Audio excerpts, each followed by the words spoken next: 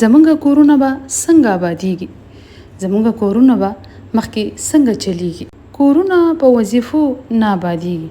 که یو انسان روزه شپه ناست دی وظیفې کوي او دا دعا کوي چې یا الله زما کور آباد کړي، نو داسې نه کیږي.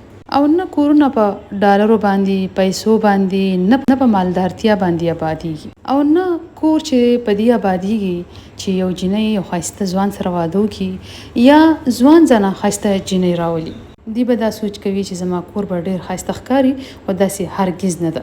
کور آبادیږي یو بل ته په عزت ورکولو باندې، احترام کولو او په ښه اخلاقو باندې او په خواږه الفاظو باندې کورونه چې دي هغه آبادیږي.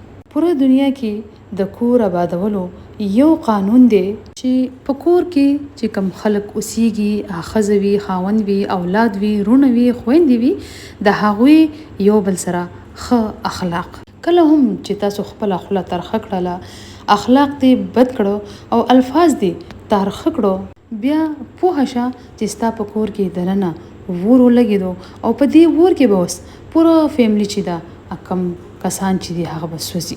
او بیا دا داسې ور دی چې دا چې یو پیری ولګي یو کور ته، نو بیا د دنیا یو طاقت چې دی هغه هم ستا کور چې دی سوځېدو نه بچ کولی نشي. په ښه اخلاقو باندې، ښه زبان باندې او په ښایسته خبرو باندې کورونه چې دي هغه آبادیږي، یو بل تر په احترام باندې، عزت ورکولو باندې.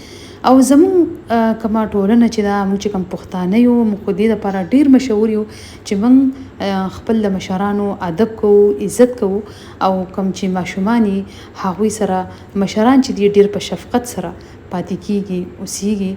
پنجابیان زمونږ د پښتنو چې دی هغه مثال ورکوي چې پښتانه چې دي په یو کورنۍ کې فیملیانې چې دي هغه اوسیږي، نو دا زموږ د لپاره فخر خبره ده چې نور څه نه، نو په دې ښه اخلاقو باندې او په ښایسته خویونو باندې پښتانه چې دي هغه یادیږي. امید لرم چې ویډیو به ستاسو خوښه شوي. الله په امان. چینل ځان سره سبسکرایب کوئ، شیر کوئ، ویډیوز چې دي مخکې خپل فیملی یا فرند سره شیر کوئ چې هغوی ته هم څه نه څه پوهه ملاویږي.